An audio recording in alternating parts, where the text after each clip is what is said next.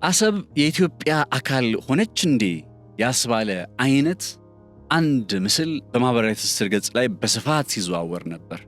አሰብና ይሄ 60 ኪሎ ሜትር የሚባለውን የኤርትራን ካርታ ላይ ያለውን ነገር ሙሉ በሙሉ በኢትዮጵያ ውስጥ አጠቃሎ ያስቀመጠው ይሄ ካርታ የካርታ መሆኑ ብቻ ሳይሆን ደግሞ ያንን ካርታ የያዙ ሰዎችና የተያዘበት ቦታ የኢትዮጵያ መከላከያ ሚኒስቴር ልዩ የመከላከያ ሰራዊት ልዩ ስፔሻል ፎርስ የሚባሉትን ባስመረቀበት አይነት አጋጣሚ ላይ መሰለኝና እሰየው አበጀው ያሰኛል። እንኳንም በካርታ ውስጥ ተጠቃለለ። ነገር ግን ብዙ የሚያመጣቸው ጥያቄዎችም የሚያስነሳቸው ጥያቄዎችም አሉና ኢትዮጵያም ደግሞ አሰብን በተመለከተ የመጣባት ስጋት እየመጣ ያለው ስጋት አሁን ከዚህ ቀደም ስለ ግብጽ ስነግራችሁ ነበር።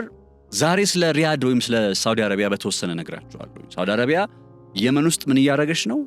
ሶማሊያ ውስጥ ከእስራኤል ጋር ያላት ውጥረትስ እንዴት ይሆናል? ደግሞ እዚህ አሰብ ወደብ ላይ ካልመጣው ካልገባው እያለች ነው። ይሄ ነገር እድልም ነው ስጋትም ነው። ነገሩን በዝርዝር እንመለከተዋለን። መነሻችንን ግን የምናደርገው ከቬንዙዌላ ነው። መቼስ ስለ ቬንዙዌላ ጥቂት ሳላወራ ባልፍ እኔ ራሴ ቆጨኛልና ስለ ቬንዙዌላ ትንሽ ተነጋግረን የነዳጅ ፖለቲካዊን ተከትለን ወደ አፍሪካ ቀንድና የደን ባህረ ሰላጤ እንመጣለን። ነፃነት ላቀው ነኝ በገበያ ፖድካስት። ክቡራትና ክቡራን ተከታታዮቻችን በያላችሁበት ሁላችሁም ሰላም ለእናንተ ይሁን እላለሁ። በዛሬ ቆይታችን ቀደም ብዬ የነገርኳችሁን ጉዳዮች እየዳሰስን አብረን ቆይታ እናደርጋለን። አብራችሁ እንድትሆኑ በአክብሮት ጋብዛለሁኝ። መልካም ጊዜ፣ መልካም ቆይታ ይሁንላችሁ።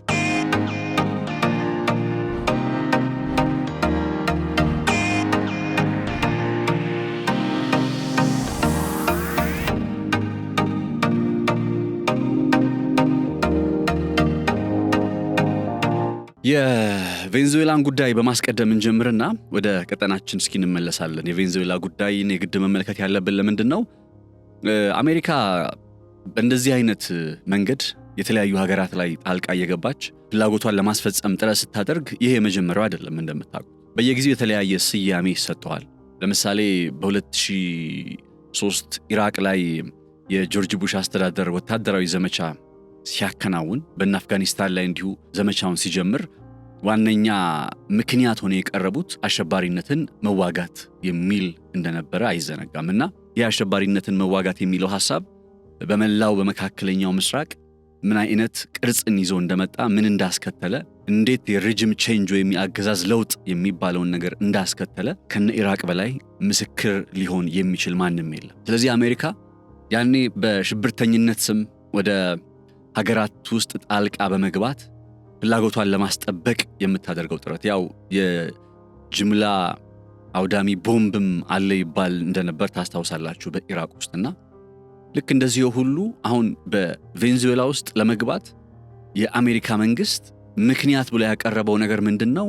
የህገወጥ የሰዎች ዝውውር፣ የአደንዛዥ እጽ ዝውውር፣ እነዚህ ጉዳዮች መንግስቴን ተፈታትነውታል። የብሔራዊ ደህንነት ስጋት ሆኖብኛል። ስለዚህ ይህንን የብሔራዊ ደህንነት ስጋት ለመከላከል ደግሞ የአገዛዝ ለውጥ ያስፈልጋል። ይህን የአገዛዝ ለውጥ ለመፈጸም እዛው ቬንዙዌላ ውስጥ መግባት አለብኝ ነው ትልቁ ነጥብ። ኢራቅንም ቬንዙዌላንም የሚያመሳስላቸው አንድ የጋራ ነገር ምንድነው ከተባለ ሁለቱም ሀገራት የሚመሳሰሉት ከፍተኛ የነዳጅ ምርት ያለባቸው ሀገራት መሆናቸው ነው።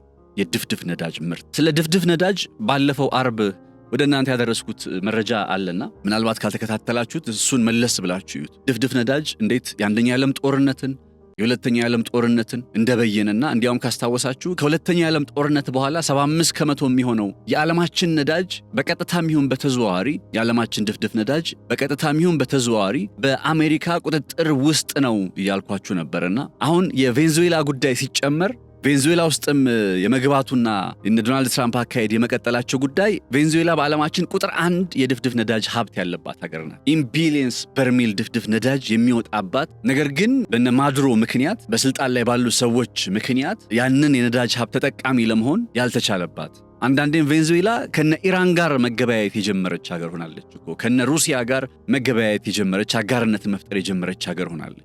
ለነ ኒኮላስ ማዱሮ ያላቸው የተፈጥሮ ሀብት ጉዳይ ለአሜሪካ አሳልፈን አንሰጥም ብለው በመያዛቸው ምክንያት ሀገሪቱ ውስጥ የተፈጠረ የኢኮኖሚ ሃይፐር ኢንፍሌሽን የሚሉት ነገር አለ። የዋጋ ግሽበት አለ አይደል? የዋጋ ግሽበት እጅግ በጣም በብዙ እጥፍ ለምሳሌ በመቶዎቹ ሲሆን ኢትዮጵያ ውስጥ የዋጋ ግሽበት አለ ሲባል 20% ደረሰ የሚለው ነገር ነው አይደለም የሚያስጨንቀን። እንደ ቬንዙዌላ በመሰሉ ሀገራት ግን በመቶዎች ነው ሃይፐር ኢንፍሌሽን የሚባለው የዋጋ ግሽበቱ ያለውና እንዲህ አይነት ሁኔታ ውስጥ ገብታለች።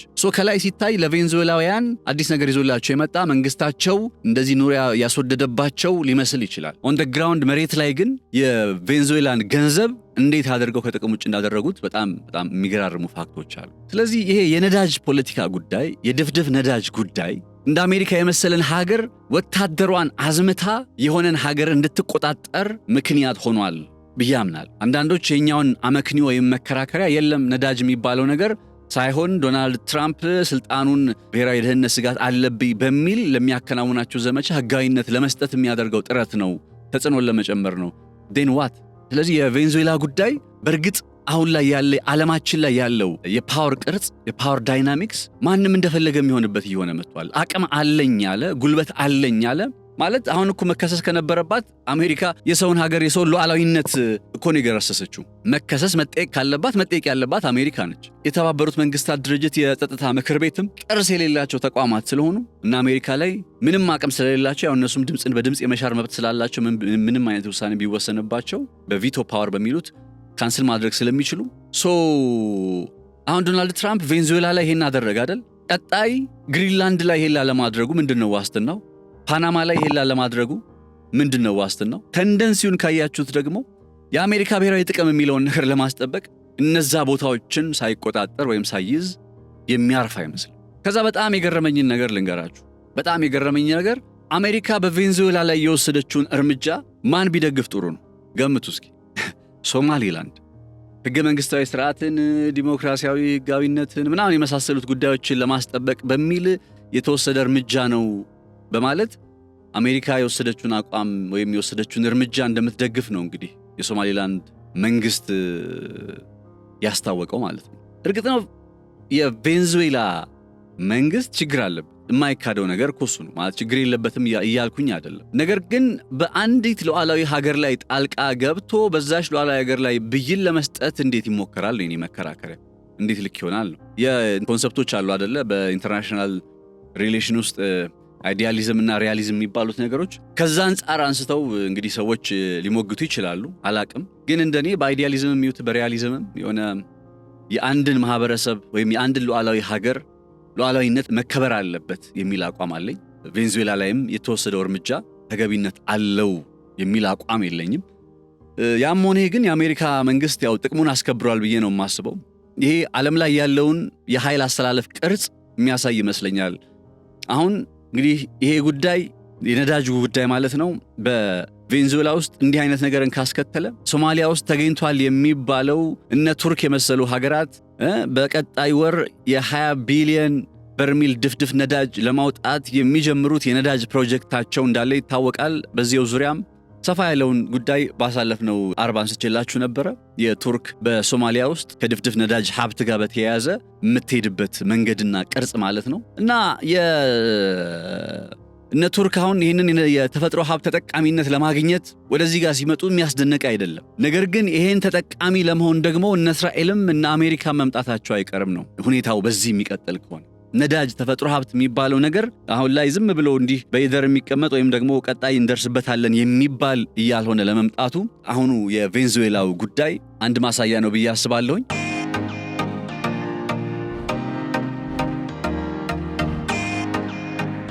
ከዚሁ ጋር በተገናኘ ሌሎች ጉዳዮችን ስንመለከት በሳውዲና በዩናይትድ አረብ ኤምሬት መካከል ያለው ውጥረት በዚያው በኤደን ባህረ ሰላጤና ቀይ ባህር ቀጠና ላይ በጣም ከመቼውም ጊዜ በላይ ተባብሶ ቀጥሏል።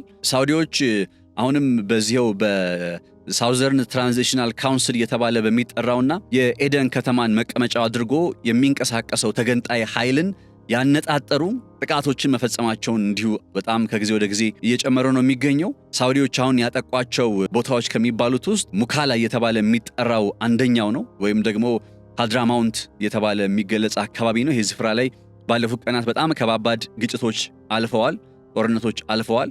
ታዲያ ይሄ ኤስቲሲ የሚባለው ወይም ሳውዘርን ትራንዚሽናል ካውንስል የሚባለው በዩናይትድ አረብ ኤምሬት የሚደገፍ ኃይል እንደሆነ ይታወቃል። ሳውዲዎች እያጠቁና እየመቱ ያሉት ይህንን በዩናይትድ አረብ ኤምሬቶች የሚደገፍ ኃይል ነው ማለት ነውና አሁን የየመኑ የእርስ በርስ ጦርነት ምን አይነት ቅርጽ ይዟል ማለት ነው? ድሮ በሃውቲዎችና በዓለም አቀፉ ማህበረሰብ ዕውቅና በተሰጠው በፕሬዚዳንሻል ካውንስሉ መካከል ነበረ። አሁን ግን በግልጽ ሶስት ኃይሎች ተፈጥረዋል። የሃውቲ ኃይል አለ፣ መቀመጫውን የሰንዓን ይዞ በቀይ ባህር ጋር የምትገኝ ከተማዋን ሰንዓን ይዞ የሃውቲ አስተዳደር ወይም የሃውቲ መንግስት በዛ ስፍራ ላይ አለ። ከሃውቲ ወረድ ብሎ ኤደን ላይ ደግሞ የኤደን ርዕሰ መዲና ወይም መቀመጫው አድርጎ ሳውዘርን ትራንዚሽናል ካውንስል የሚባለው ኃይል አለ።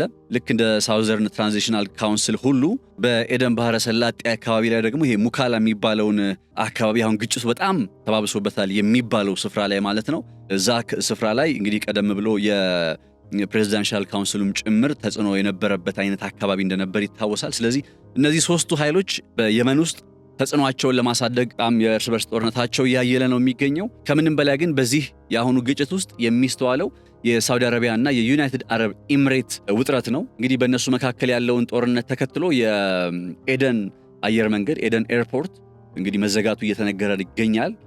ምንም እንኳ ዩናይትድ አረብ ኤምሬት ከየመን ውስጥ ወታደሮቹን ማስወጣቷን ብትገልጽም ይህም ደግሞ በሳውዲና በዩናይትድ አረብ ኤምሬት መካከል ያለውን ውጥረት ረገብ ሊያደርግ ይችላል ቢባልም ነገር ግን የለም የዩናይትድ አረብ ኤምሬት ወታደሮች ገና ከየመን ውስጥ አልወጡም። ስለዚህ እነሱ ቢወጡም ባይወጡም የተገንጣይ ኃይሎችን ማስቆምና መመከት አለብን በሚል አይነት መርህ ሳውዲ አረቢያ መንግስት አሁንም ጥቃቱን ቀጥሏል። በዚህ ውጥረት ላይ ታዲያ የማይካደው ነገር ምንድነው? ሳውዲ አረቢያ እና ዩናይትድ አረብ ኤምሬት በእንዲህ አይነት ውጥረት ውስጥ ባሉበት በዚህ ሰዓት ላይ ማን ወደ ጉዳዩ ተቀላቀለች? እስራኤል። አሁን እስራኤል በየት በኩል ነው የመጣችው? በሶማሊላንድ በኩል። እስራኤል በሶማሊላንድ በኩል ስትመጣ ምን አስባ መጣች? ምን ልታሳካ መጣች? የሚለውን ነገር ባለፉት ጊዜያት በዝርዝር ተመልክተነዋል። ከቱርክ ተስፋፊነት አንጻር አይተነዋል።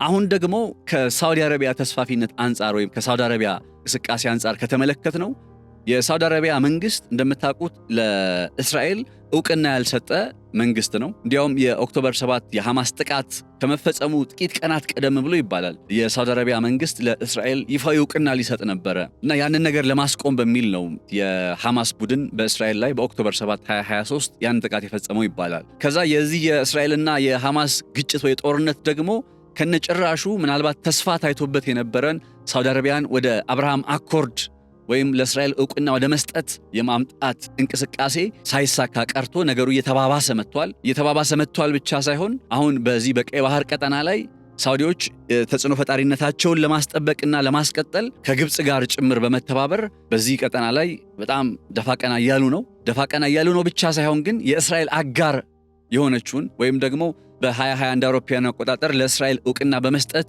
ቀዳሚ ከሆኑት የአረቡ ዓለም ሀገራት መካከል የምትጠቀሰው ዩናይትድ አረብ ኤምሬትን ያነጣጠረና ዩናይትድ አረብ ኤምሬትን ከዚህ ቀጠና ለማግለል ያቀደ አይነት ዘመቻ በሳውዲ በኩል እየተፈጸመ መሆኑ ይሄ ጉዳይ በቀጥታ ማንን ወደ ፊት ለፊት ውጥረት ውስጥ አምጥቷል? ሪያድንና ቴል አቪቭን ወደ ፊት ለፊት ውጥረት ውስጥ አምጥቷል። አንዳንዶች ምን ይላሉ? አሁን እስራኤል በሶማሊላንድ ውስጥ ለሶማሊላንድ ዕውቅና ሰጥታ በዚህ የቀይ ባህርና የኤደን ባህረ ሰላጤ ቁልፍ ስትራቴጂካዊ ቦታ ላይ ፍላጎቷን ማስጠበቅ ቻለች ማለት ለሪያድ ወይም ለሳውዲ አረቢያ ከኢራን የበለጠ ስጋት ነው የሚመጣባት እያሉ ይገኛሉ። ለምንድን ነው እንደዚህ የሚሉት? አንደኛ ይሄ የንግድ እንቅስቃሴውን እስራኤል ተቆጣጠረች፣ መግቢያ መውጫውን ተቆጣጠረች ማለት እንግዲህ የቀይ ባህር መግቢያና መውጫን ነው እያወራን ያለነውና በዚህ ቦታ ላይ ይሄ ሁሉ ኃይል የሚራኮተው ይሄ ሁሉ ዓለም አቀፍ ወታደራዊ የጦር ሰፈር የተገነባው ቀይ ባህር ስለሆነ ብቻ ሳይሆን ስትራቴጂካዊም ስለሆነ ጭምር ነው። ስለዚህ የስትራቴጂካዊነቱ ጉዳይ በዚህ ስትራቴጂካዊ ቀጠና ላይ የሳውዲዎች ፍላጎት ሳይሆን የእስራኤሎች ፍላጎት የሚከበርበት አይነት ሁኔታ መጣ ማለት ኢንታየርሊ በመካከለኛው ምስራቅ በሚኖረው ተጽዕኖ ፈጣሪነትና የኃይል አሰላለፍ ላይ ጭምር ሌላ የራሱን ከባድ የቤት ስራ ይዞ ስለሚመጣ እስራኤልንም በመካከለኛው ምስራቅ ያሉ ሀገራትን ከጎኗ ለማድረግና በእሷ ጥላ ስር ውስጥ ለማድረግ እድል ስለሚፈጥርላት ጭምር ይሄ የሶማሊላንድ ዕውቅና ጉዳይ ለሪያድ ከበድ ያለ የሚያስጨንቅ ጉዳይ ነው። ስለዚህ ይሄንን ነገር አትፈልግም ሳውዲ አረቢያ ሲባል በሌላ ቋንቋ ምን ማለት ነው? ከእስራኤል ጋር በሶማሊላንድ ፖለቲካ ውስጥ ወደ ውጥረት ውስጥ ከሚመጡ ሀገራት መካከል ባለፈው ጊዜ የቱርክን ጉዳይ በተወሰነ አንስቼላችሁ ነበረ። አሁን ደግሞ ተጨማሪነት የሳውዲን ጉዳይ እያነሳው ነው። የሳውዲ አረቢያው መሐመድ ቢን ሳልማን አሁንም እያስጠነቀቁ የሚገኙት ነገር ምንድነው? በተለይ ዩናይትድ አረብ ኤምሬትን ከየመን ውስጥ ሙሉ በሙሉ ጓዟን ጠቅላ ማትወጣ ከሆነ ኳታር ከጥቂት ዓመታት በፊት ከአረቡ ማህበረሰብ ከተገለለችበት ሁኔታ በበለጠ መልኩ ዩናይትድ አረብ ኤምሬትን ከጥቅም ውጭ እናረጋታለን፣ ኢንአክቲቭ እናደነዝዛታለን አይነት ሚል ሐሳብን እየሰነዘሩ ነው። እንግዲህ ከእስራኤል ጋር ይፋዊ ግንኙነት ያላት ለእስራኤል እውቅና የሰጠች ሀገር ነች ዩናይትድ አረብ ኤምሬት። እስራኤል ደግሞ እነዚህ እንትኖቿን ማጣት አትፈልግም። እነዚህን የመጫወቻ ካርዶቿን አጋር ሆነው ከጎኗ የመጡላትን እነዛን አካላት ማጣት አትፈልግም። ስለዚህ በአንድም ይሁን በሌላ ይሄ ውጥረት ከማን ጋር የሚገናኝ እየሆነ ይመጣል? ከእስራኤል ጋር የሚገናኝ እየሆነ ይመጣል ማለት። ለዚህ ነው የዚህ የቀይ ባህር ጉዳይ የኤደን ባህረ ሰላጤ ጉዳይ ሲነሳ ነገሩ ከኤደን ባህረ ሰላጤና ቀይ ባህር ተሻግሮ መካከለኛው ምስራቅ ገብቶ ሌላ አይነት ውጥረትን ሌላ አይነት አንድምታ ሊያስከትል ይችላል በሚል በተደጋጋሚ የመከራከሪያ ሐሳብ የሚቀርበው የእስራኤል መንግስት ምንም እንኳን ከዓለም አቀፉ ማህበረሰብ ለሶማሊላንድ የሰጠውን ዕውቅና በተመለከተ ተደጋጋሚ የሆነ ተቃውሞ፣ ትችት እያስተናገደ ቢሆንም የእስራኤል መንግስት ግን በግልጽ ዕውቅና መስጠቱን አረጋግጧል።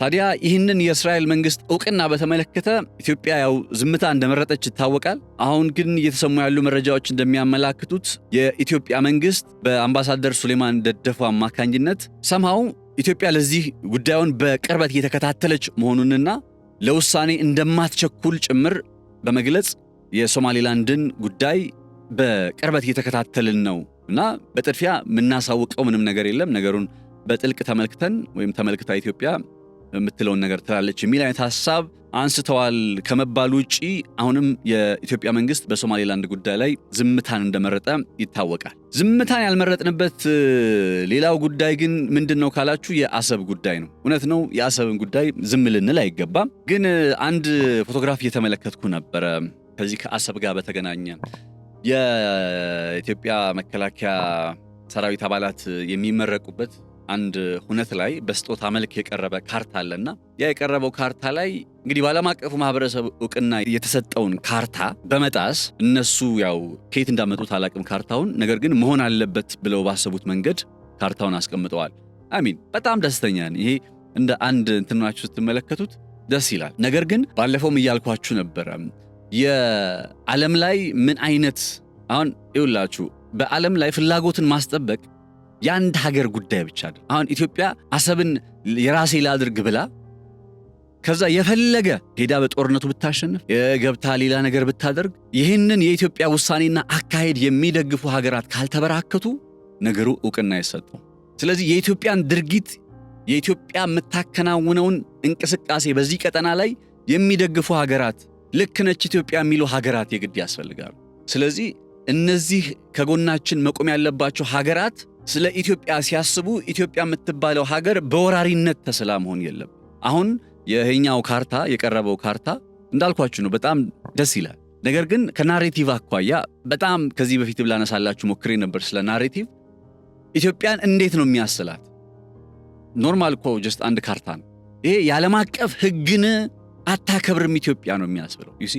ምክንያቱም ይሄ በኢትዮጵያና በኤርትራ መካከል ያለው ድንበር አሰብን አጠቃለው ያለው ድንበር ወደርንም ጠላንም አንድ ልንክድ የማይገባው ነገር በመሬት ላይ አይሰመር እንጂ በመሬት ላይ ዲማርኬት አይደረግ እንጂ ችካል ተሸክሎ በመሬት ላይ አይቀመጥ እንጂ ነገር ግን በዓለም አቀፉ ማህበረሰብ የተስማማበት ብሎ በተባበሩት መንግስታት ድርጅት የሚታወቅ ካርታ ነው። አይነ የተባበሩት መንግስታት ድርጅት ጥርስ የሌለው አንበሳ ሆኗል። ይሄ ተጨባጭ የሆኑ ስራዎችን የሚሰራ አካል አልሆነም። በግልጽ እያየን እንዳለ ነው። ከነሱ መፍትሄ መጠበቂያ አይደለም። ግን ስታተስኮ የሚባል ነገር ስላለ ያንን ነገር እያስጠበቅን ቀስ እያልን ወደዛ ቦታ ስንሄድ መቀየር የምንፈልጋቸው ነገሮችን አክቹዋሊ ምናልባት በተግባር ቢሆን መሬት ላይ ቢሆን እሰየው፣ ካልሆነ ግን ካርታ ላይ እንደዚህ ያስቀመጡ እንትን ማድረግ ይሄ ባለፈው እንዳልኩት ነው። በጣም ለኢትዮጵያ መከላከያ ሰራዊት ትልቅ ክብር አለኝ፣ በጣም ትልቅ አድናቆት አለኝ። ግን ይሄኛው አካሄድ ልክ አይመስለኝም ፐርሰናሊ። አሁን የአሰብን ጨምሮ በዚህ 60 ኪሎ ሜትር የምትለዋን ካርታ ያለችበትን ቆርጦ ማስገባት ተገቢነት ያለው አይመስለኝም። ቢኮዝ ነገሩ ዓለም አቀፋዊ ቅርጽ መያዝ ስላለበት ኢትዮጵያ እንዳልኳችሁ ታሪካዊ ጥያቄ አላት አይደለ? የህግ አግባብ መጠየቅ ትችላለች፣ በጂኦግራፊ አግባብ መጠየቅ ትችላለች። እነዚህ ሁሉ በቂ የሆነ ምክንያት እያለን እንደዚህ አይነት ነገሮች ላይ ለምን እንገባለን? መቀጠል ካለብን መቀጠል ባለብን መንገድ መቀጠል ነው እንጂ ካርታ ላይ በመጨመርና በመቀነስ አይደለም ያ አካባቢ ለኢትዮጵያ ሊሆን የሚችለው። ኢትዮጵያ የቀይ ባህር ወደብ አክሰስ የምታገኘው ተደራሽነቷ የሚረጋገጠው ባለቤትነትም ጭምር የሚረጋገጠው ካርታ ላይ በመጨመርና በመቀነስ አይደለም። ስለዚህ እንደዚህ አይነት አካሄዶች በጣም ጥንቃቄ ይፈልጋሉ። ምክንያቱም እነዚህ ፕሪቴክስት ተደርገው ሄዱና የኢትዮጵያን የዓለም አቀፉን ሕግ ማታከብር ዓለም አቀፍ የተስማማበትን በአልጀር ስምምነት የተቀመጠን የሁለቱን ሀገራት ድንበር የሚጥስ ካርታ በመከላከያ ምናምን እየተባለ እንዲቀርብ ነው የሚያደርገው። ስለዚህ ነገሩ ዝም ብሎ ላይክ እንደ አንድ ኢትዮጵያዊ ሳየው በሰዓቱ ደስ ብሎኛል አላብት። ግን ተጨባጭ የሆነ ስራ ሆኖ ተጨባጭ ነገር ካልመጣ በቀር በዚህ በካርታ የሆነ የሚደረግ ነገር ምንም የሚያመጣልን ነገር የለም። ዓለም አቀፋዊ ጫናን በዓለም አቀፍ መድረኮች ላይ መወገዝን እነዛን ካልሆነ በቀር ምንም የሚያመጣልን የሚጠቅመን ነገር የለም። ለኢትዮጵያ ሕዝብ ደግሞ አሰብ የኢትዮጵያ እንደሆነች ወይም አሰብ የኢትዮጵያ ግዛት እንደሆነች ነገር አያስፈልገውም። ድንገት ለኢትዮጵያ ሕዝብ ነው ከተባለ እንኳን ኦዲየንሱ ማን ነው ተብሎ ተደራሽነቱ መልእክቱ ለኢትዮጵያ ሕዝብ ነው ከተባለ እንኳን እናውቀዋለን። ሁሉም ሰው ያውቀዋል። የአሰብ ጉዳይ ላይ በቃ የአሰብ ጉዳይ አሰብ ነው። ከዚህኛው አንጻር የካርታዋ ጉዳይ ለወደፊትም ታሳቢ ሊደረግበት ይገባል የሚል አመለካከት አለኝ።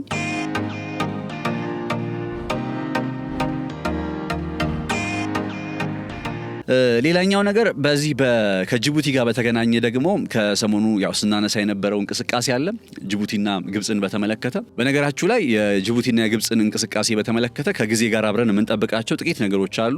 በእርግጥ ግብጽና ጅቡቲ ምን አይነት ነባራዊ ሁኔታዎች ውስጥ ናቸው የሚለውን ነገር በተመለከተ ትንሽ ጊዜ ሰጥተን ማሰብ ወይ ማየት የሚኖርብን ነገሮች አሉ። እንደዛም ሆኖ ግን የኢትዮጵያ ጠቅላይ ሚኒስትር አብይ አህመድ ወደ የኢትዮ ጅቡቲ የባቡር መስመርን ጎብኝተው እንደነበረ አይዘነጋም። ይሄ የኢትዮ ጅቡቲ ባቡር መስመር ምን ያክል ሀገሪቱ ለኢትዮጵያ ስትራቴጂክ እንደሆነች የሚያሳይና ዛሬም በሁለቱ ሀገራት መካከል ያለው አጋርነት ይሄ ሚዲያ ላይ እንደሚቀርበው እንደሚወራው አይነት ሳይሆን በተቻለ መጠን ሰማው በጥሩ ሁኔታ ላይ እንደሚገኝ የሚያሳይ ይመስለኛል። ነገር ግን የዚህ የኢትዮ ጅቡቲ የባቡር መስመርን ሲጎበኙ ጅቡቲ የደረሱ አይመስለኝም። ጠቅላይ ሚኒስትር አብይ አህመድ በጣም እየሞከርኩ ነበረ። ጅቡቲ ደርሰው ነበር ወይ? ከጅቡቲ መሪዎች ጋር ተገናኝተው ነበር ወይ? አዘ ዲፕሎማቲክ ሪሌሽን የሆኑ የተከተሉ ነገሮች አሉ ወይ?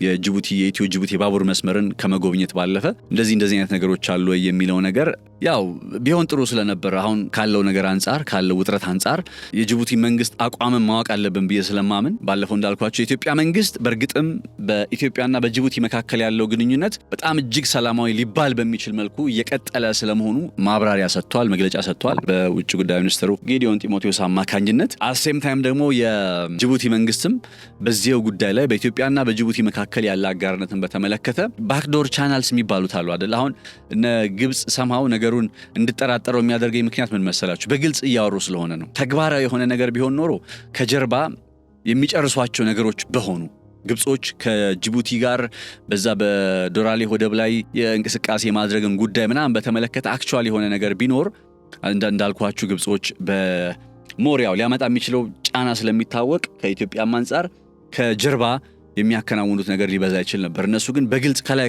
ሲሉ ስለነበር እንደው ነገሩን በጥርጣሬ እንድመለከት የሚያደርገኝ ይሄኛው ፖይንት ነው። ያ ማለት ግን አሁን ካለው ነባራዊ ሁኔታ አንጻር የጅቡቲ መንግስትም በነገራችን ላይ ለጅቡቲ መንግስትም እኮ አሁን ኢትዮጵያ አማራጮችን ማስፋት አለባት ሲባል ጅቡቲም ታስፈልገናለች እኮ አይደለ? ጅቡቲ ያስፈልገናል። አሁን ኢትዮጵያ መንግስት አሰብ ታስፈልገኛለች ሲል ጅቡቲ አታስፈልገኝም ማለት አይደለም። እንዳልኳችሁ ነው። ጅቡቲ በጣም ስትራቴጂክ የሆነች ለኛ አስፈላጊ የሆነች ሀገር ነች። ስለዚህ እነዚህ ሀገራትም አሁን የኢትዮጵያ መንግስት አስፓይሬሽኑ ወደ አሰብ የመሄድ የሶማሌላንድ ውስጥ ያሉትን አጋጣሚዎች የመጠቀም በሞምባሳ ደግሞ ላሙ የሚባል ወደብ አለ በሞምባሳ በኩል ኬንያ በኩል እነሱን ፖርት ሱዳን ውስጥ የመጠቀም እንቅስቃሴ ውስጥ ቢገባ ጅቡቲ ያው 90% የኢትዮጵያን ምርት እንደሚያስገባ ሀገር ፍረስትሬሽን ወይም ደግሞ እኔስ ምን አባቴ ነው የምሆነው ምትልበት አጋጣሚ ሊመጣ ይችላል። ምክንያቱም ጅቡቲ እኮ ከ1983 ወዲህ እኮ ነው ኦልሞስት ልክ የአሰብ እና የምጽዋ ወደቦች ለኢትዮጵያ የሚሰጡትን ግልጋሎት ሲያቋርጡ እኮ ነው ነገሩ ቀጥ ብሎ የቆመው እኮ እንጂ ከዛ በፊት እኮ ነው ጅቡቲ የሆነ እንትን የጀመረችው ከኢትዮጵያ ጋር ያላት ሪሌሽን የሚጀምረውና ስለዚህ ቀላል ነገር አይሆንላትም ለጅቡቲም። ተረዳችሁኝ አንጥበኝ። ስለዚህ ከጅቡቲ መንግስት ጋርም የዲፕሎማቲክ ሪሌሽኑ ምን ላይ እንደደረሰ አሁን ስፈልግ የነበረውም አንድ መረጃ እሱ ነበረ። ለምሳሌ ዘላስት ታይም የኢትዮጵያ ጠቅላይ ሚኒስትር ወደ ጅቡቲ ያቀኑት በ2018 እንደ አውሮፓውያን አቆጣጠር ይመስለኛል ወደ ስልጣን ከመጡ የመጀመሪያዎቹ ጊዜያት ላይ። ከዛ በኋላ አይ ዶንት ኖ ማስታወሰው የለም ሜቢ ረስቼ ከሆነ ይቅርታ። ግን አሴም ታይም ይፈልጋል እነዛን ሀገራት ከኛ ጋር የኛ እንዲሆን የምንፈልጋቸው ሀገራትን በዲፕሎማሲው መንገድ ላይ የኛ መሆናቸውን አረጋግጦ መቀጠል የግድ ይፈልጋል። አለበለዛ የሆነ እንደ ሰርፕራይዝ እንደ ሰበር ዜና ልንሰማ እንዳንችል እንደ ሰበር ዜና ተብሎ የሆነ ከባድ ነገር ብንሰማ ከባድ ስለሚሆን ማለት ነውና እነሱ ነገሮች ትንሽ የቤት ስራ የሚያስፈልጋቸው ይመስለኛል። ለማንኛውም በዚህ በቀይ ባህርና በምስራቅ አፍሪካ ቀጠና ላይ ያለው ነባራዊ ሁኔታ ይህንን ይመስላል። በጅቡቲ ውስጥ ያለው የኢትዮጵያ ተጠቃሚነት ከዛ በአሰብ ጋር ተያይዞ የሚነሳው አሰብን ካላችሁ ግን ያው ታስታውሳላችሁ አይደል? ቅድም አንድ ነገር ትዝ ያለኝ ነበረ የአሰብን ጉዳይ ሳነሳ በኢትዮ ኤርትራ ጦርነት ጊዜ ገብሩ አስራት አንድ መጽሐፋቸው ላይ በግልጽ እንዳስቀመጡት ኦልሞስት እኮ የኢትዮጵያ መንግስት ሙሉ በሙሉ መያዝ ይችል ነበር አይደል? እንደዚህ የሆነ 17 ኪሎ ሜትር ሲቀረው ነው ጠቅላይ ሚኒስትር መለስ ዜናዊ በጊዜው የኢፌድሪ ጠቅላይ ሚኒስትር የነበሩት መለስ ዜናዊ እሳቸው ናቸው አይደል እንዲመለስ ያዘዙት። እና እንዲመለስ የማዘዛቸው ዋነኛ ምክንያት ጠቅላይ ሚኒስትር መለስ ዜናዊ የኢትዮጵያ ወታደር እንዲመለስ የማዘዛቸው ዋነኛ ምክንያት የዓለም አቀፉ ማህበረሰብ ድጋፍ ስላልነበራቸው ነው። በዛች ስፔሲፊክ ሞመንት ላይ አንደኛው ማለት ይሄ ከጀርባ ብዙ ነገሮች እንዳሉ ሆነው ቢኮዝ የኢትዮጵያ መንግስት ያንን አካባቢ ያዘና ከዛ የቀይ ባህር ተጠቃሚነትን ሴኩር አደረገ ከተባለ ይሄ ለበርካታ ዓመታት እያቀዱት የመጡት ነገር አለ አይደለ? እነ እንግሊዝ፣ እነ ዩናይትድ ኪንግደም፣ እነ ጣሊያን፣ ያው ፈረንሳይ ኢትዮጵያን ስትራቴጂ በሆነ መንገድ በጣም በተጠና ስልታዊ በሆነ መንገድ ከቀይ ባህር እንዳገለሏት ይታወቃልና ያንን ከቀይ ባህር ያገለሉበትን ነገር የውስጥ የኛ ፍላጎት እንዳለ ሆኖ በተጨማሪም ደግሞ የምዕራቡ ዓለም ሀገራትም ተጽዕኖ ፈጣሪ የሚባሉት የጊዜው ተጽዕኖ ፈጣሪ ሀገራትም ኢትዮጵያ ወደ ቀይ ባህር ተመለሰ የቀይ ባህር ባለቤትነትን እንዲኖራት አልፈለጉም ነበር። ያው የኛ ስንፍናዎችም እንዳሉ ሆነውና ለዚህ ነው ቅድም አንድን ነገር ስናደርግ የኢትዮጵያ መንግስት ብቻውን መቆም የለበትም። ለምሳሌ ለሶማሊላንድ ዕውቅና ሲሰጥ ባለፈው ጊዜ ትልቁ ስህተት የነበረው ብቻውን በመሆኑ ምክንያት ነው ያንን ሁሉ የዲፕሎማሲያዊ ውርጅብኝ ያስተናገደው። የኢትዮጵያ መንግስት አንዳንድ ነገሮችን ሲያከናውን ምክንያቱም ስለ ቀጠናዊ ጉዳይ ስለሆነ የምናወራው ማን ከጎን አለ የሚለውን ነገር የግድ ታሳቢ ያደረገ ለምሳሌ ስትራቴጂክ አውቶኖሚ ቢኖረን ለምንወስናቸው ውሳኔዎች ለማስተግበር የማንም ሀገር ድጋፍ፣ የማንም ሀገር እገዛ፣ የማንም ሀገር ከጎናችን መቆም የሚያስፈልገን ሀገር ባንሆን ኖሮ ወይም ስትራቴጂክ አውቶኖሚ ማለት የሚባለው እሱ ነው። ስትራቴጂክ አውቶኖሚ ቢኖረን ኖሮ አሁን የምናደርገውን ነገር ለማድረግ አሰብንም በሉት በሶማሊላንድ በኩልም ብቻ የባህር በር አማራጭ አለ በተባለበት በኩል ላይ በቀላሉ ፍላጎታችንን ባስጠበቅን ነበረ። አንፎርቹኔትሊ ግን ፖለቲካል አውቶኖሚ ያለን ፖለቲካዊ ውሳኔዎችን ያለማንም ጣልቃ ገብነት መወሰን እንችላለን። እንዲህ አይነት ቀጠናዊ ውሳኔዎችን ወስነን ኢምፓክቱ የኢትዮጵያ ብቻ አይደለም የመላው ቀጠናው ከቀጠናው አልፎም የመካከለኛው ምስራቅ ሆኗል። አሁን አይደል የኢትዮጵያ የሆነ ውሳኔ ወስና አሰብን ወይ ሶማሊላንድን በተመለከተ የሆነ ውሳኔ ወስና ያንን ውሳኔ ብትተገብር ነገሩ የኢትዮጵያና የዛች ሀገር ብቻ አይደለም፣ የኢትዮጵያና ኤርትራ ብቻ አይደለም፣ የኤርትራና ማለት የኢትዮጵያና የሶማሊላንድ ብቻ አይደለም። እንግዲህ በተደጋጋሚ ስናነሳ እንደነበረው ከግብፅ አንስቶ ከሳውዲ አረቢያ፣ ዩናይትድ አረብ ኤምሬት፣ ቱርክ፣ እስራኤል እያለ ይቀጥላል። ስለዚህ ስትራቴጂካዊ በሆነው ስፍራ ላይ ስትራቴጂካዊ ጥቅምን ለማስገኘት ስትራቴጂካዊ የሆኑ ጥምረቶችና አጋርነቶች ያስፈልጋሉ እና ልክ እንደባለፈው አይነት ሁኔታ እንዳይደገም ገብቷቸዋል። እዛ ድረስ 17 ኪሎ ሜትር ምናምን ቀርቶ ከዛ ተመለሱ የሚባል አይነት ውሳኔ ደግሞ ከላይ ያሉ ሰዎቻችን እንዳያመጡብን የምናከናውነውን ነገር የሚደግፉ ከጎናችን የሚቆሙ አብረውን የሚቆሙ ሀገራት ያስፈልጋሉ፣ አጋሮች ያስፈልጋሉ ብዬ አስባለሁኝና ከዚህ አንጻር ነው እንግዲህ ብዙ የቤት ስራዎችም እየተሰሩ ነው ብዬ ማምነው። የኢትዮጵያ መንግስት አሁን ዝምታ በመረጠባቸው በእነዚህ ጊዜያት ውስጥም በጣም የሚገርማችሁ በሚዲያዎች በብዛት ስለማይዘገብና ያው ስለማይወራ ነው እንጂ አዲስ አበባ ውስጥ እየተከናወኑ የሚባሉ ሚስጥራዊ የዲፕሎማሲያዊ ውይይቶችና ግንኙነቶች በጣም በርካታ ሆነዋል። ይገባሉ ይወጣሉ ነው የምላችሁ፣ ይገባሉ ይወጣሉ ከመላው ዓለም ነው ማለት ከዚህ ከቀይ ባህር ቀጠና ጋር በተገናኘ ብቻና ብቻ ማለት እና ቀላል ነገር አይደለም ይሄ እየተሰራ ያለው ስራ። ኢትዮጵያን ብሔራዊ ጥቅም በተለይ ባለፈው ብቻችንን በነበርንበት ጊዜ የሶማሊላንድ ጉዳይን ስናነሳ በቃ ዘ ኦንሊ ስቴታችን ባይ ዘ ዌይ ብቻችንን መሆናችን በዛ ሞመንት ላይ የኔ አቋም እንደዛ እና አሁንም ያንን ከዛ ስህተት እንደተማረ ሰው በመናከናውነው ቀጣይ ስቴፖች ላይ ካልኩሌትድ የሆኑ የተጠኑ እንቅስቃሴዎች ስለሚያስፈልጉ እነዛን ለማድረግ በየጊዜው እንትኑ ያስፈልጋል ማለት ነው። ይሄ አጋርነትን መፍጠር የሚባለው ነገር ያስፈልጋል። ከዛ አንፃር እንግዲህ ነገሩን በግልጽ መረጃው ሲቀርብልን እነማን ጋር አጋርነቶች እየተከናወኑ ነው የሚለውን ነገር ያው አንዳንዴ ኦፊሻል እስከሚሆን ድረስ መጠበቅ ያለባቸው አንዳንድ ጉዳዮች ስላሉ ነው እንጂ እኔም የሰማኋቸው አንዳንድ ነገሮች አሉ ከቅርብ ሰዎችና ኦፊሻል መሆን ሲኖርበት መረጃው ኦፊሻል እናደርግላችኋለን። ከዛ ውጪ ግን በዚህ በቀይ ባህርና በኤደን ባህረ ሰላጤ ቀጠና ላይ የኢትዮጵያ መንግስት ወይም ኢትዮጵያ የምትባለው ሀገር ፍላጎቷን የማስከበር ሉዓላዊ መብት እንዳላት መዘንጋት የለበትም ለአፍታም ቢሆን። ሁሌ እንደምላችሁ የዚህን አካባቢ ሰላም መጠበቅ ኃላፊነታችን ነው። ነገር ግን የኢትዮጵያ ኃላፊነትን ብቻ ደግሞ አይደል፣ የመላው በቀጠናው ያሉ ሀገራትም ጭምር ኃላፊነት የዚህን አካባቢ ሰላም የማስጠበቅ አይነት እንቅስቃሴና አሁን ላይ ባለው ነባራዊ ሁኔታ ደግሞ ሰላም የሚባለውን ነገር የጋራ ሆኖ ነው ሊመጣ የሚችለው። ኢትዮጵያም ሰላም እያጣች ያለው እኮ አንዳንዴ የሎካል ፖለቲክሳችን ላይ የውስጥ ፖለቲክሳችን ላይ ችግሮችን እኮ የምናየው አንዳንዴ ኢኮኖሚያዊ ችግሮችም እኮ በጣም ስለሚበረክቱብን ነው። ኢኮኖሚያዊ ችግሮቻችንን ለመፍታት ራሱ አንደኛው መንገድ የባህር በር ተጠቃሚነት ጉዳይ ነው፣ የባህር በር ተደራሽነት ጉዳይ ነውና እነዚህ ነጥቦች መዘንጋት የለባቸውም የሚል አቋም አለኝ።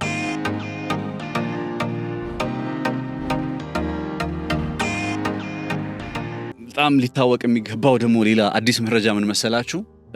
በአሰብ ወደብ ላይ በተመለከተ እኔ እኮ ይገርመኛል ይሄ አሰብ ወደብ ከዚህ ቀደም ያው ግብጾች መጣን ሲሉ ነበር እንደምታውቁት። አሁን እየወጡ ያሉ ዘገባዎች የሚያሳዩት ምንድነው የኤርትራ ውስጥ የሚገኘው የአሰብ ወደብን በተመለከተ ከሪያድ በኩል የተሰማው ጉዳይ ሲሆን ሪያዶች ምንድነው የሚሉት ቀጠናዊ የሎጂስቲክ ማዕከላችንን ለማሳደግ በአሰብ ወደብ ላይ ግንባታዎችን እናከናውናለን በሚል ስትራቴጂክ የሆነ ኢንተረስት እንዳላቸው ስልታዊ የሆነ ፍላጎት እንዳላቸው ይፋ አድርገዋል።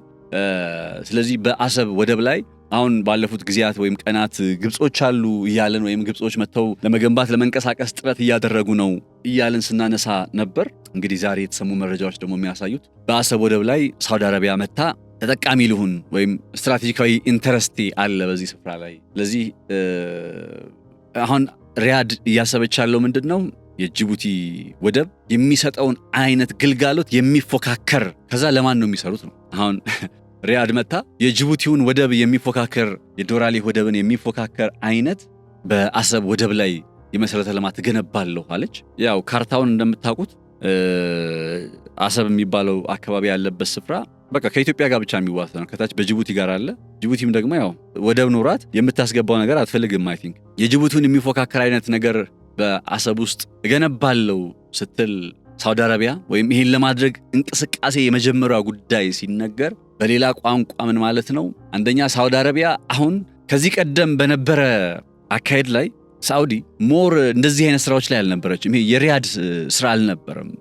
ዩኤኢዎች ናቸው፣ ኢሚሬቶች ናቸው እንትን ይሉ የነበረው እንደዚህ የወደብ ግንባታዎችን እያከናወኑ ከሀገራት ጋር ትብብርን ለመፍጠር ጥረት ሲያደርጉ የነበረው። ከዛ ታስታውሱ ከሆነ በየመን የእርስ በርስ ጦርነት ወቅት በዩናይትድ አረብ ኤሚሬትና ሳውዲ አረቢያ የሚመራ መራሹ ኃይል የሃውቲዎችን እየተዋጋ በነበረበት ወቅት የተግባሩ ወይም በጊዜው የነበረው ነገር ምንድነው ካላችሁ አሰብን ጭምር ይጠቀሙ ነበር። በተለይ ዩናይትድ አረብ ኤሚሬቶች አሰብ ወደብ ላይ ጭምር እንቅስቃሴ ያደረጉ ከአሰብ ወደብ እየተነሱ የመን ውስጥ ጥቃት የሚሰነዝሩ ድሮኖች ነበራቸውም ይባል ነበር። እና አሁን የሳውዲና የዩናይትድ አረብ ኤሚሬት ያልተቀደሰ ጋብቻ በፍች ስለተጠናቀቀ የዛ የመጠናቀቁ ምልክት ደግሞ በየመን ውስጥ በተኩስ ልውውጥ ሲባል ዩናይትድ አረብ ኤሚሬቶች ሳውዲዎች ላይ ተኩሷል ማለት ሳይሆን ሳውዲዎች በቀጥታ የዩናይትድ አረብ ኤሚሬት እንቅስቃሴዎችን ያነጣጠሩ ጥቃቶችን ሰንዝረዋል። በዛ መልኩ ያልተቀደሰ ጋብቻቸው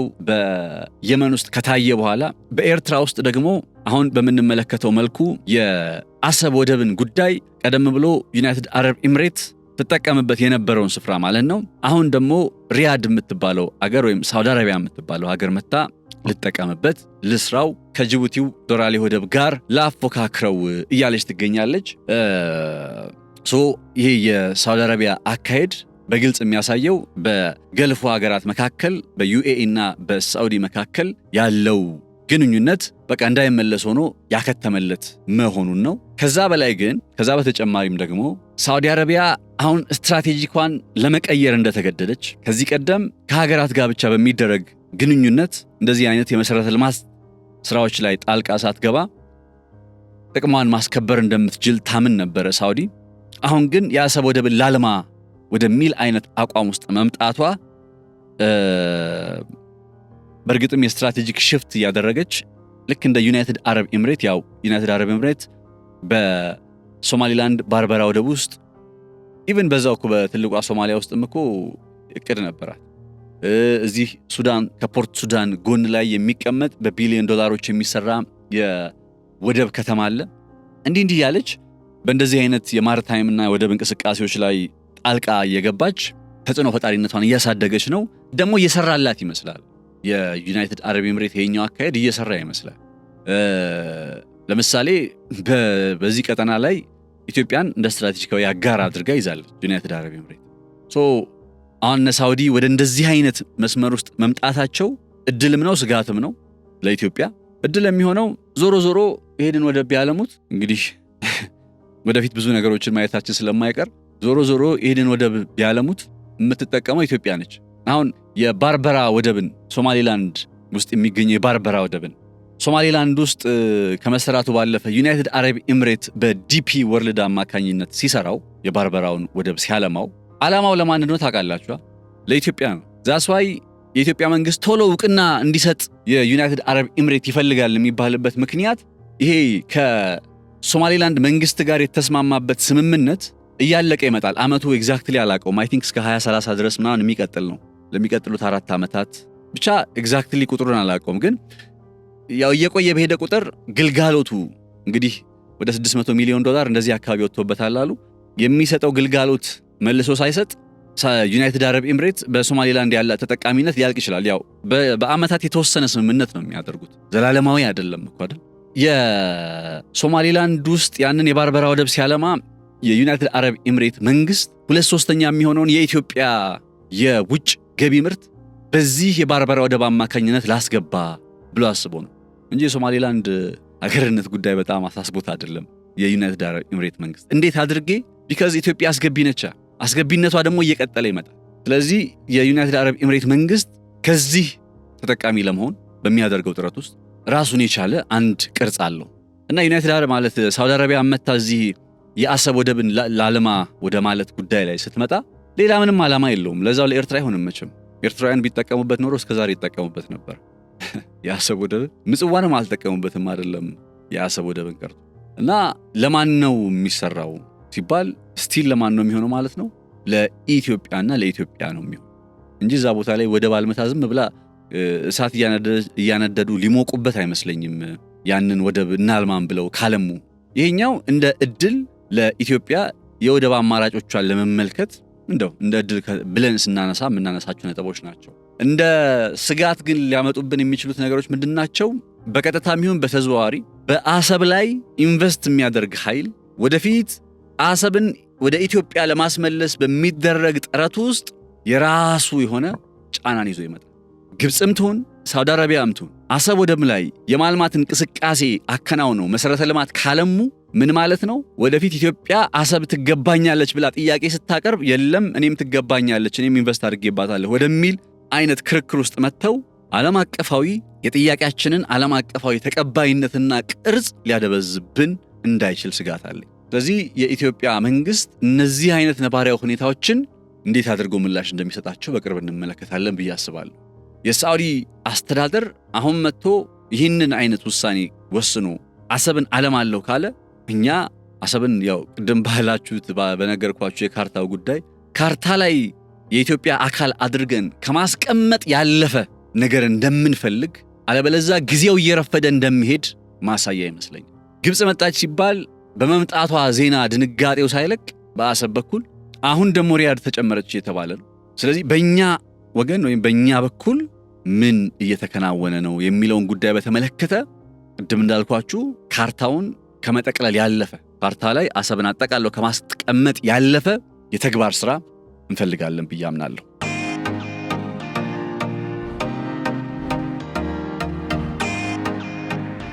ነፃነት ላቀው ነበርኩኝ። በገበያ ፖድካስት አብሬያችሁ ቆይታ አድርጌያለሁኝ። የቬንዙዌላን መነሻ አድርገን የጀመርነው ደን እየቃኘ ነው እዚሁ ቀጠና ላይ ስለ አሰብ አውርተን ጨርሰናል። አብራችሁን ስለነበራችሁ ልባዊ ምስጋናችን በያላችሁበት ይድረስ። አዳዲስና ወቅታዊ የሆኑ ቆይታዎችን የምትከታተሉበት የገበያ ፖድካስታችን በየዕለቱ ምሽት 3 ሰዓት ተኩል ላይ ወደ እናንተ መድረሱን ይቀጥላል። አብራችሁ ስለነበራችሁ ልባዊ ምስጋናችን በያላችሁበት ይሁን። መልካም ጊዜ፣ መልካም ቆይታ ይሆንላችሁ።